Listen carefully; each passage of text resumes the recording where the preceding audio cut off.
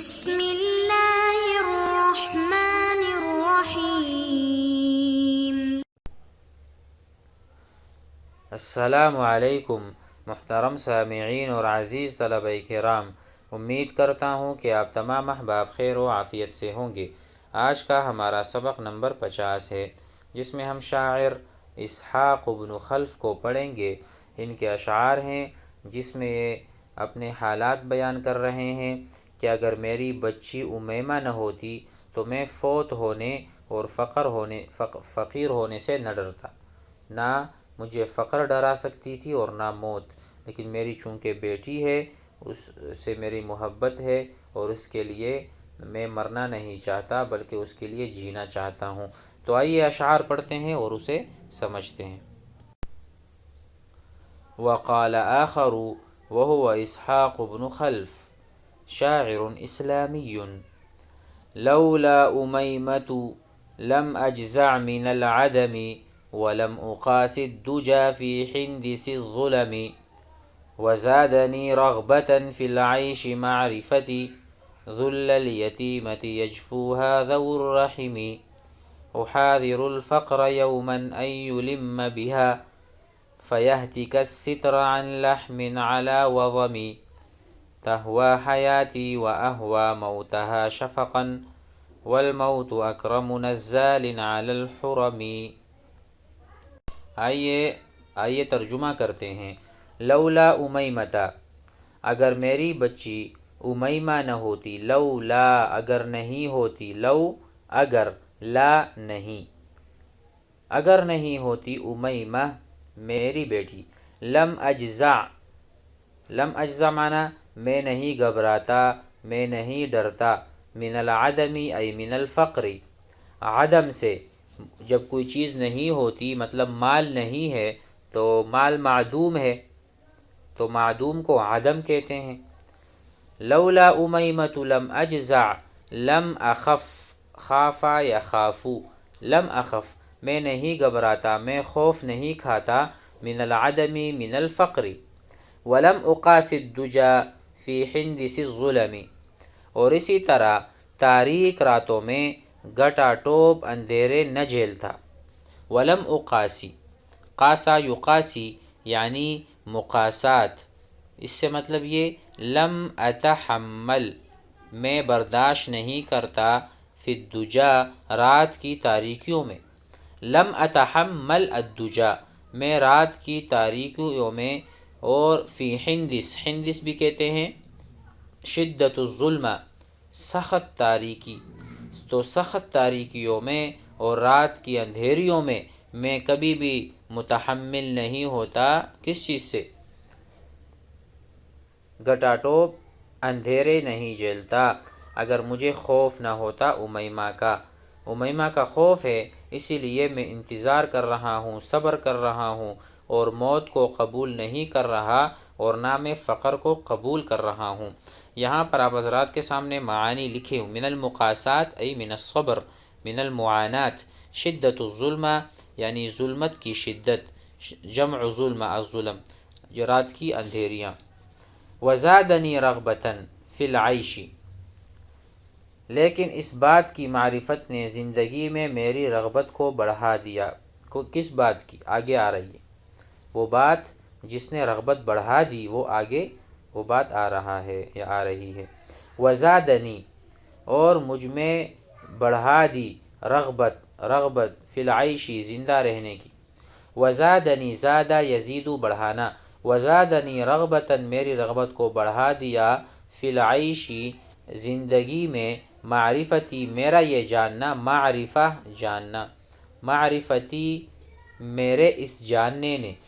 جب مجھے اس بات کا علم ہوا تو میری رغبت زندگی میں بڑھ گئی۔ وہ بات کیا ہے؟ وہ آگے۔ ذل الیتیمتی، کہ یتیم بچی ہر وقت ذلیل ہوتی ہے، یجفوہا ذو الرحم، کہتے ہیں کہ یتیم لڑکی کو ذلیل سمجھا جاتا ہے اس حال میں کہ رشتہ دار اس سے بے رخی برتتے ہیں۔ یعنی جب کوئی بچی یتیم بن جاتی ہے یا یتیمہ ہو جاتی ہے تو اگرچہ ان کے اہل و عیال سمجھ لیں یا رشتہ دار سمجھ لیں یا ارحام جو ان کے رشتہ دار ہیں، قرابت دار ہیں، ان کے ہونے کے باوجود بھی کیونکہ وہ ان سے جفا کشی کرتے ہیں اور ان سے وفا نہیں کرتے، ان کا خیال نہیں رکھتے، اس وجہ سے یتیمہ بچی وہ ضلالت کا اور وہ ذلیل ہو جاتی ہے ان کے ہاں، لوگوں کے ہاں۔ اس لیے میں نہیں پسند کرتا اور اسی لیے میں زندگی کو ابھی ترجیح دیتا ہوں موت پر۔ جس طرح پہلے شعر میں تھا کہ میں خوف نہیں کھاتا موت سے اگر مجھے یتیم بچی کا غم نہ ہوتا، تو کہتے ہیں کہ میرے ابھی زندہ رہنے کی رغبت بڑھ گئی ہے بوجہ اس کے کہ مجھے پتہ چلا ہے کہ یتیمہ کو لوگ حقارت کی نگاہ سے اور اس کو ذلیل سمجھتے ہیں جب ان کے رشتہ دار ان سے پہلو تہی یا ان سے دور ہٹتے ہیں، اعراض کرتے ہیں۔ احاذر الفقر یوما ان یلم بها، اب دیکھو مجھے ڈر اور اندیشہ ہے، احاذر ای انا اخاف، انا عندي هذا الخوف الفقر، کہ کبھی کسی نہ کسی دن اس کو فقر نہ لگ جائے، کسی دن وہ فقیر نہ ہو جائے، کسی دن وہ کسی کی محتاج نہ بن جائے۔ احاذر الفقر، مجھے ڈر اور اندیشہ ہے کہ کسی دن اس پر فقر آ پڑے۔ لما یلم، نیچے لکھا ہوا ہے نزل به، اس کے اوپر نازل ہو جائے فقر اور محتاجگی، احتیاج، وہ کسی کی محتاج بنے، یہ میں پسند نہیں کرتا۔ ان یلم بها فیہتک الستر عن لحم علی وضمی، تو اس وجہ سے کیا ہو، اور اس کی ضعیفی کا بردہ چاک کر دے گا، میں نہیں، ہتکا یہتکو، پاڑنا، کسی کی چادر کو پاڑنا، ہتکا، کسی کو بے پردہ کرنا، تو کہتے ہیں فیہتک الستر، تو چادر اس کی پٹ جائے، کس وجہ سے، فقر کی وجہ سے، جب اس پر آ پڑے گا، ان ینزل بها فیہتک الستر، تو اس کی چادر کو جو حیا والی ہے، پاک دامنی والی، اس کو پاڑ دے گا، عن لحم علی وضم کنایۃ عن الضعیف الذلیل، جب بندہ کسی کا محتاج ہوتا ہے تو وہ گویا کہ نوع من الذل و نوع من الذلۃ، تو بندہ وہ ضعیف کہلاتا ہے، اس لیے کہا کہ وہ مزید ضعیف بن جائے گی یتیمہ ہوتے ہوئے۔ تہوی حیاتی و اہوی موتہا، دیکھیں وہ میری زندگی کو پسند کرتی ہے، ہوا یہوا، ہوا بمعنی جسے ہم کہتے ہیں خواہشات یا کسی چیز کو پسند کرنا۔ مثلا میں کہتا ہوں ما ہوایتک، ما ہوایتک، آپ کی مرغوب چیز کیا ہے، آپ کی پسندیدہ چیز کیا ہے، ما ہوایتک، آپ مطلب کھیل کود پسند کرتے ہیں، کھانا پینا پسند کرتے ہیں، یا اور کوئی ایکٹیویٹی یا کوئی سرگرمی پسند کرتے ہیں، ما ہوایتک۔ اسی طرح تہوی، ہی تہوی، امیمہ، امیمہ تہوی پسند کرتی ہے، تہوی بمعنی تحب، تحب وہ پسند کرتی ہے، حیاتی میری زندگی، و اہوی اور میں پسند کرتا ہوں، موتہا شفقاً، اور میں موت اس کے لیے پسند کرتا ہوں، شفقاً شفقت اور والموت اکرم، یعنی میں اس پر شفیق ہوں، مہربان ہوں کہ وہ مر جائے اور یتیمہ نہ بنے، شفقت اور خوف کی بنا پر، کیونکہ موت عورتوں کے لیے سب سے معزز مہمان ہے۔ والموت اکرم نزال، اکرم ضیف، ضیف کہتے ہیں مہمان کو عربی میں، تو یہ مترادف ہوا ہم معنی کلمہ، والموت اور موت جو ہے، اکرم بہت زیادہ مہمان نواز ہے، بہت زیادہ خیال رکھنے والا ہے، نزال علی الحرم، عورتوں کا، حرم جمع حرمہ، حرمہ کہتے ہیں قابل حفاظت چیز جس کی پردہ دری حرام ہو، تو جو مطلب عورتیں ہیں وہ پردے میں ہوتی ہیں، یعنی وہ حرم میں ہوتی ہیں، تو ان کے لیے موت سے اچھا مہمان نواز اور کوئی بھی نہیں۔ کہتے ہیں یعنی اگر عورت زندگی کی آلودگیوں سے پہلے پاک دامنی کے ساتھ ختم ہو تو یہ بہت بہتر ہے، تو اس لیے یہ کہتا ہے کہ وہ میری زندگی کو پسند کرتی ہے، میں اس کے لیے موت کو پسند کرتا ہوں کہ وہ حیا اور پاک دامنی کے ساتھ موت کی طرف چلا جائے اور موت اس کے لیے زیادہ بہتر ہے اور زیادہ وہ مہمان کی عزت کرتا ہے۔ اور اخیر میں کہہ رہے ہیں اخشا، میں ڈرتا ہوں، گھبراتا ہوں، اخاف، مجھے ڈر ہے اس بات کا،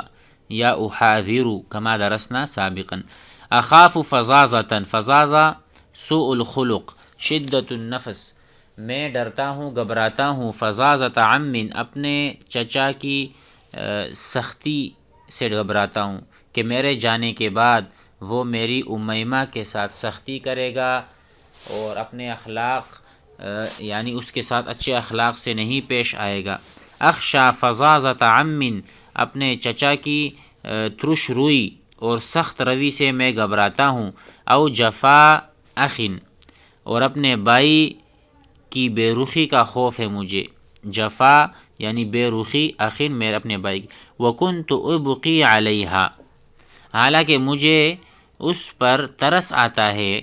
علیہا من اذل کلمی، کلمات کی اذیت کا بھی، اگر کوئی میری امیمہ کو برے الفاظ سے پکارے، اس کو ڈانٹے تو یہ بھی اذیت مجھے برداشت نہیں، اور یہ بھی اذیت میرے لیے تکلیف دہ ہے۔ کہتے ہیں حالانکہ مجھے اس پر ترس آتا ہے کلمات کی اذیت سے بھی۔